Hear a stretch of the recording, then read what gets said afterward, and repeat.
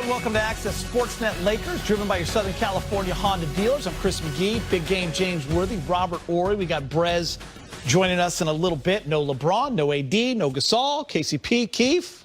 But that's okay. We got to see some of the new Lakers. We got to see some of the younger, older Lakers, THT and Kuz still on the team. A lot of fun, James, for a preseason game playing against the Clippers. Everyone just kind of feeling it out. Lakers get the win. Played hard. Talk about a quick turnaround for the Lakers. You know, it seems like last week we're in here celebrating the championship, and here they are playing their first preseason game. I like what I saw. It's just for the coaches to look at players and give them an opportunity to learn the system. I really like the potential of what Tucker can bring to this team. You know, he has that wingspan, 7-foot defensive player, not afraid to go through the hole. Montrose, we saw, you know, him get some good run in.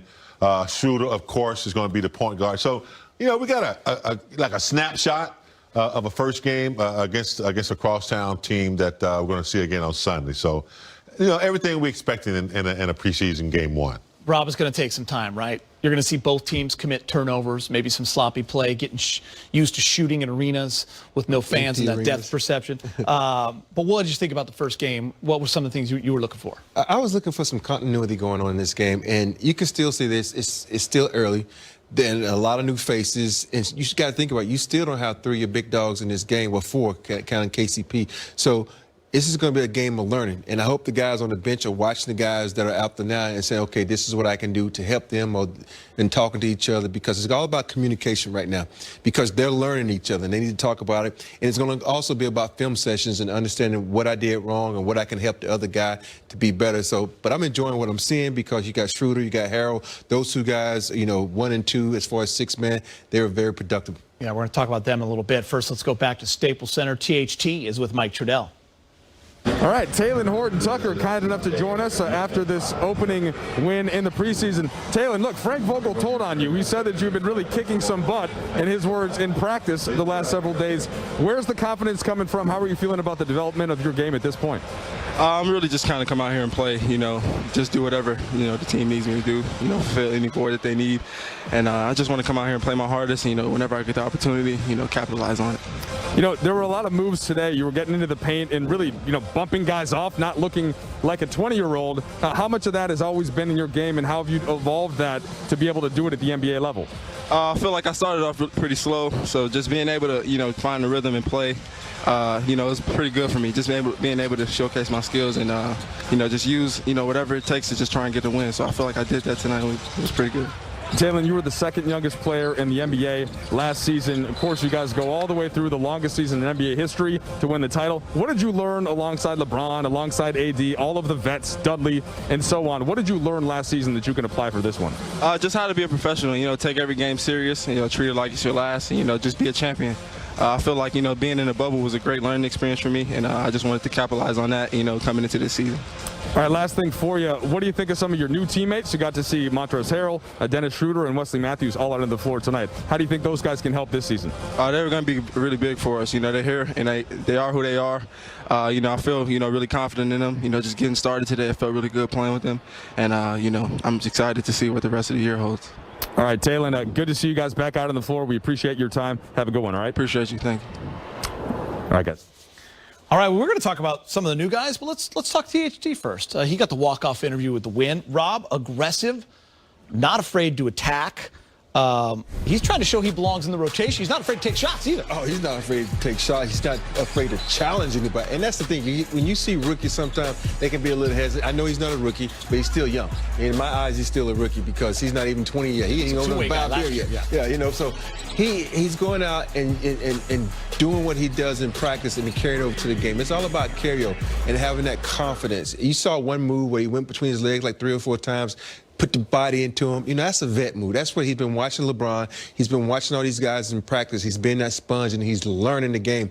And it's no better person than learn from LeBron and then have LeBron over there cheering you on. That gives you a lot of confidence. Yeah, you were watching the game, and you kept saying, maybe got a steal here. Yeah, I think, late in the draft. Every now and then you get that sleeper, you know, not that highly sought out of college. They come into, they're hungry. They got a little chip on their shoulder. We talked about his wingspan, 7 feet. He's 6'4". 234 pounds, Geeter. He's not a small kid, and he's under control. He's going to create a lot of mismatch problems. I just love what I see out of him on both ends of the court. But offensively, he's always under control, not afraid to score, and defensively, he can fill the gaps and guard. So I'm very interested to see how they're going to implement him into some playing. He and Kuz could be battling in practice, like Rob was just telling me. That's going to be very competitive against those two. I mean, we saw him in the G League last year. We didn't see much of him at all until the bubble. And then in the bubble, Frank used him. And that was a big confidence booster for this young man. All right, let's get you the highlights. Preseason or games of marks, he's constantly talking, he's constantly pointing. And that's what you have to have. You have to have a quarterback back there who can see behind the guys who are playing on-ball defense and tell them what they have coming and where they need to be. So he's an excellent communicator. And when you have a guy like that, your defense is better off. What do you think about the defense, James? I mean, obviously, it helped them win a championship last year. It was the key ingredient. Yeah, defense was the key from the very beginning. When Coach Vogel came in, he's always been a good communicator on that end of the floor. And so AD came in and said he wanted to be Defensive Player of the Year, and he got the protection at the rim, along with McGee. McGee didn't get the minutes. The guy that really stood out, I thought, was Dwight Howard. So losing him off the bench, what he was able to do against Jokic, you bring in Marc Gasol, you get a similar type player. Rob said it, very intelligent, maybe doesn't have the leaping ability, the verticality, but definitely, wise. I'm sure he and LeBron have a conversation about that. Was it 2012 Defensive Player of the Year? Yeah. He said Gasol's got his trophy in his house. But let's not forget we lost some key players. But look, Caruso, defensive, intangibles. Pope really picked it up defensive. So you still have the nucleus, and when you bring in Montrez and players like that, I think they're not going to lose a step defensively. They might not have as many, shots blocked, but their defense is going to stand up, I think. All right.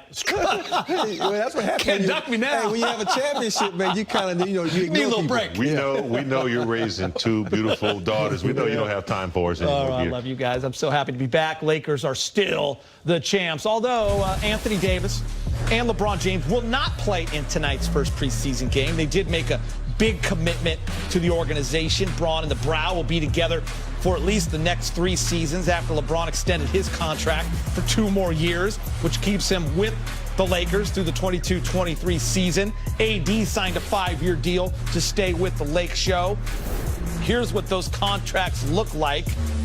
Big numbers for big-time guys. And after inking their new deals, LeBron discussed why it was important to sign long-term. Well, what it means that we're here and we're committed to this franchise. We're going to give everything that we got to this franchise. That's what it's all about. And the Lakers believe in us, and and they rewarded us with those contracts, and we just try to go out there and earn them every day. Both on the floor and off the floor, try to make an impact not only at what we do on the floor, but also make an impact off the floor and how we carry ourselves as men as well. So, it's a great partnership.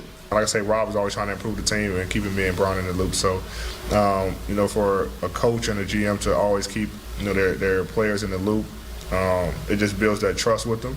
And like I say, going through my contract negotiation, I didn't, have to worry about, if the team was going to be, as good as last year, because those 2 guys know what they're doing and was able to put another great team together. Most NBA titles in league history. Dr. Buss had a dream, wanted to pass the Celtics. They got right there. 17-17, 6 for the Bulls, 6 for the Warriors, 5 for the Spurs. And these are nice problems to have, but the Lakers will need to make some room for championship banner number 17 as you take a look inside Staples Center at all those beautiful banners. What an offseason for Rob Pelinka and the front office. You just heard AD talking about it right there. Were you surprised that both guys locked in on longer deals? We didn't really see that coming much, especially with LeBron. It is hard to see it coming in today's game, the way players like to strategize and wait out. But I think what they experienced this year, even though it was in the bubble and things weren't as usual, I think they locked into something. AD and LeBron, they probably saw that you put the right people around us, we can do this, you know, for an extended period of time. You know, maybe went back-to-back, maybe went 3 in a row. I'm sure that's the conversations they're having. And I think, you know, this is a great brand. I think AD figured that out this year in a short season. So I was a little bit surprised, but not, you know, too overwhelmed by the decision. Yeah, I wasn't surprised with ADs. We all knew that was going to happen. Yeah. But the LeBron ones, I was kind of surprised because, you know, LeBron is this mathematician. He's trying to figure this out. You know, where can I do to help the team out? What can I do to get another championship? So for him to sign that deal, I'm saying to myself, he got something in the works. And I wanted to look up other people's contracts to see what can line up. Because you think about it, he says, okay, I'm getting old, you know, a little long in the tooth, and my career is about to, you know, come to an end, which we don't want to happen. But who is he strategizing out to bring in a third person so he can sit back and not put the weight on his shoulders so he can win another championship? And maybe his son, Bronny, in 3 years. We'll see where he's at. Rob, we notice he's an unrestricted free agent after that. What does it mean for the organization? What kind of message does that sound? Here are your 2-star players locking in. We're here. Yeah, after so many years of not getting to the finals and, you know, being disappointed with you know, multiple injuries that, you know, got in the way of us making that progress, and then, you know, having Kobe's legacy and the way LeBron and AD and all the players younger than that followed that, I think it means the world for them to lock in to an organization that's done it in the 80s. They've done it during Rob's era, and now they're starting to do it again. So you know, I think it's a great brand to be with, a great city to be in, and a lot of things can be done here in this. Yeah, I mean, as a player, what does that send to the league? You know, to jump on some of James' point, it's also like an initiation. You know, if you really think about it, Laker fans sit back like, yeah, you look.